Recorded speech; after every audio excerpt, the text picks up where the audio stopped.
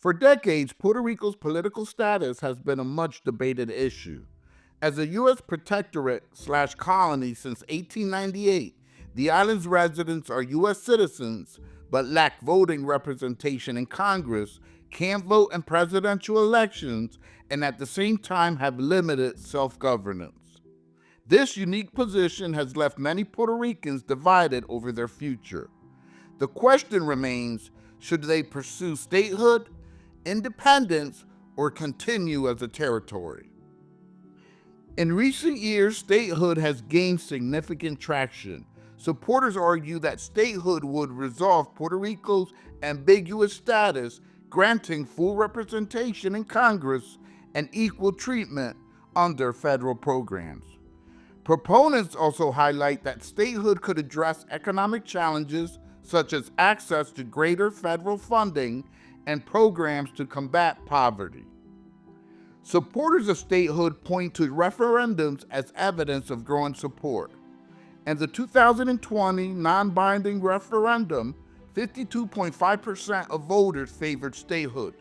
However, turnout was only about 55%, as many opposed to statehood or dissatisfied with the referendum process abstained. The statehood movement is largely driven by the New Progressive Party, PNP, which has pushed for integration into the United States as the 51st state. Its leaders argue that statehood would eliminate the second class citizenship status many Puerto Ricans feel under the current arrangement. Independence, while a long standing option, has historically garnered less support. In most referendums, the percentage of voters favoring independence has remained in the single digits. For instance, in the 2012 status referendum, only about 5.5% voted for independence. Advocates for independence argue that Puerto Rico's colonial status stifles its cultural and economic potential. They envision a sovereign nation capable of forging its own path in international diplomacy, trade, and governance. The Puerto Rican Independence Party, PIP, continues to champion this vision, despite limited electoral support. For many, the prospect of independence raises concerns. Critics fear economic instability. There's also apprehension about losing U.S. citizenship, which affords mobility and access to benefits. Historically, many Puerto Ricans have supported retaining the current territorial status. This position is championed by the Popular Democratic Party, PDP, which sees the current arrangement as a balanced compromise between independence and statehood. However, dissatisfaction with territorial status has grown. Many argue that it leaves Puerto Rico in limbo, unable to fully control its destiny or enjoy the full benefits of statehood. The federal response to crises like Hurricane Maria in 2017 further fueled frustration, with many perceiving a lack of urgency due to Puerto Rico's territorial status. The divide over Puerto Rico's status is rooted in a complex interplay of history, identity, and economics. Statehood supporters see integration with the U.S.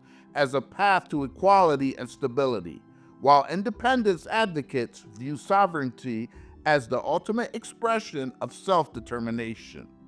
Meanwhile, those favoring the status quo often value the cultural distinctiveness and autonomy that the current arrangement provides, despite its limitations. Puerto Rican identity plays a significant role in the debate. Many island residents take pride in their unique culture, language, and history. For some, statehood risks diluting this identity, while others believe it can coexist with being a U.S. state. But what do the overwhelming majority of the people on the island prefer? While statehood has gained momentum, it's not clear-cut that it is the definitive preference of a majority. Non-binding referendums like those in 2012, 2017, and 2020 show varying levels of support, often complicated by boycotts and low turnout. For instance, in 2012, 61% of those who selected a status option voted for statehood, but nearly a quarter of ballots were left blank in protest. In 2017, 97% voted for statehood, but turnout was only 23%, as opposition parties boycotted the vote. In 2020, 52.5% supported statehood in a simple yes-no vote, but many criticized the lack of binding authority and limited options. So in general, these referendums were viewed by many as not being valid for obvious reasons. Many are now looking at a fourth option. In the ongoing debate over Puerto Rico's political status, the concept of enhanced autonomy refers to proposals aimed at modifying the island's current Commonwealth arrangement to grant it greater self-governance while maintaining its association with the United States. Proponents of this enhanced autonomy status seek to redefine Puerto Rico's relationship with the United States by granting the island increased control over its internal affairs, including fiscal matters, local laws, and economic policies. They also propose establishing a mutually binding pact between Puerto Rico and the United States that recognizes Puerto Rico's autonomy while ensuring continued association. In conclusion, the 2024 gubernatorial election in Puerto Rico also significantly influenced and was influenced by the island's political status debate. For the first time, a third-party candidate made an impressive showing in the election. Juan Dalmau, representing the Independence Party and Alianza del País movement, secured 31% of the vote, marking the first time a third-party candidate achieved second place in the gubernatorial election in Puerto Rico. The winner, of course, was Jennifer Gonzalez, the pro-statehood PNP candidate, with 41% of the vote. But keep in mind that in Puerto Rico, the PNP and the PDP are the established parties, and there has never been a governor on the island that has not come from either party. The fact that Juan Dalmau was able to gain so much support as a third-party candidate speaks volumes, and it also hints that the political status debate of Puerto Rico is far from over.